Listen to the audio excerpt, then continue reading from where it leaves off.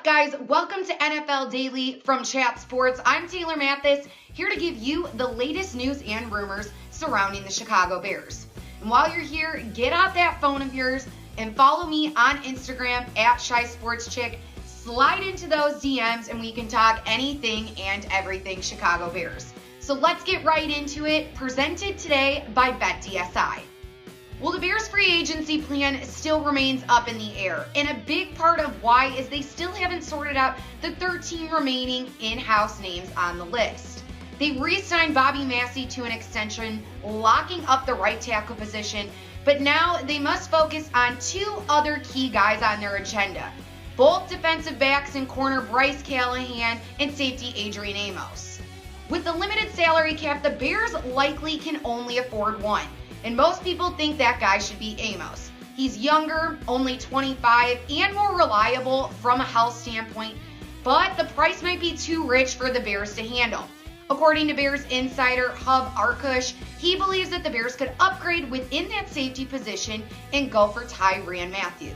While with the Houston Texans in 2018, Mathieu had 89 tackles, 3 sacks, 8 passes defended, and 2 interceptions.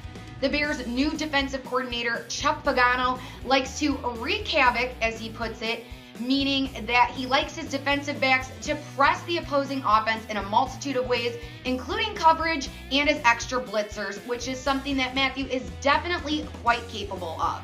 And he also seems to have gotten over his injury issues that plagued him while he was in Arizona, having played his second straight full season without missing a game. Mathieu also has 13 career interceptions in 82 games, while Amos has just 3 in 60. So maybe adding the Honey Badger to the Bears roster could make Chicago just a little bit sweeter. If you like this video and want to watch every video of me breaking down the 2019 Chicago Bears offseason, then subscribe to our YouTube channel, youtube.com/chatsportstv. We upload new videos every day, bringing you more NFL draft and free agency coverage than any other channel on YouTube. So subscribe below and follow me on Instagram at ShySportsChick and DM me and let me know that you subscribed. Well, Bears wide receiver Allen Robinson is apparently tough as nails. He wasn't playing 100% in the Bears playoff game against the Philadelphia Eagles, but you never would have guessed it. In the biggest game of the year, Robinson stepped up with a season-high 10 catches for 143 yards and a touchdown. He revealed this week on Bears All Access that he actually was playing with fractured ribs that he suffered in the Bears game against the 49ers when he made a diving catch. Although the Bears team wasn't able to rally around him and solidify that playoff win, Robinson definitely solidified himself with that performance as the Bears' #1 wide receiver. As the draft nears closer, the Bears may not have to roam too far from home to select some solid picks in the later rounds of the draft. One conference in college football that seems to pump out late round steals all the time is the Mid-American Conference, otherwise known as the MAC. The MAC has several Midwest schools that are close to home, but specifically Northern Illinois University in DeKalb has been the most consistent for pumping out late round steals. And there are 2 standouts for the Bears this year. Starting with the defense, I've talked about him before, Sutton Smith. Now, Sutton Smith was a defensive end for NIU, and at his tenure, he had 30 sacks, 140 total tackles, 6 forced fumbles, and 4 pass deflections. In 2017, he led the nation in some rather major categories. His 29.5 tackles for loss and 73 quarterback pressures were the nation-leading stats. Now, the NIU Huskies winning the MAC title game last November, Sutton definitely had a big part in that. He had 10 tackles and 2 sacks as NIU overcame a 19-point deficit in the game. Bears may have an extra leg up on him because they are the hometown team, and they know how good he could be in their system. Heading over to the offensive side of the ball, Max Scharping, offensive tackle at NIU. Attempting to keep Trubisky on his feet and creating room for the running backs, the line is pivotal for offense to put up points, and Scharping could certainly make an impact in that position. Scharping is just what the team is looking for in that tackle position, and if the Bears want him, they might have to do it semi-early or even make a trade to get him. But as I stated before, the Bears may have an upper advantage with these two players because they both played in DeKalb, Illinois. But we'll see how the draft unfolds. Well, with the NFL season over, what's the next big sporting event that you can bet on? March Madness, of course, and right now you can get started with BetDSI. Head over to chatsports.com/Taylor to bet on all the NCAA regular season games and use my promo code CHAT120 to get a 120% deposit match when you use MasterCard and Bitcoin. Once you get started, head over to Instagram and DM me at ShySportsChick. You'll be entered into a contest to go to the men's NCAA Final Four in Minneapolis with me and some friends this year. So to get started, again, head over to chatsports.com/Taylor and use my promo code CHAT120 to get an awesome 120% deposit bonus when you use MasterCard and Bitcoin. The Monsters of the Midway have seen quite a few changes to their defensive staff going into the 2019 season. Hiring Chuck Pagano as the new defensive coordinator, along with his right-hand man, Ted Monachino, as the senior defensive assistant, along with being the outside linebackers coach. But the Bears made their final call Tuesday in naming Chris Jackson as the defensive assistant coach. Jackson worked with the organization in training camp during the 2018 offseason as part of the league's Bill Walsh Diversity Coaching Fellowship. But most recently, he actually coached the wide receivers at Liberty High School in Peoria, Arizona, which is not too far from where I live.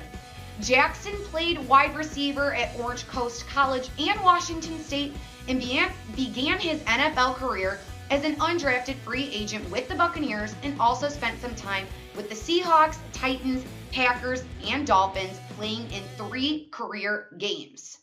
Well, while we're talking about the defense, I want to hear from you guys in the comments below. Give me a way too early grade for the Bears 2019 defense.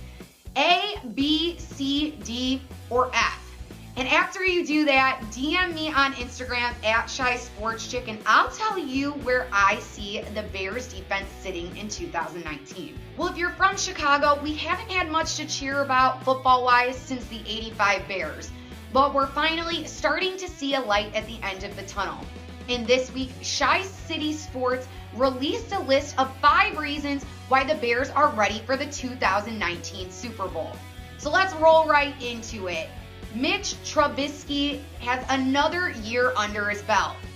Overall, he's had a lot of pressure being the Bears quarterback since he was drafted 2nd overall in 2017, but he's improved every single year in every single category. Last season on his debut year, his stats were 3,223 passing yards and 24 touchdowns.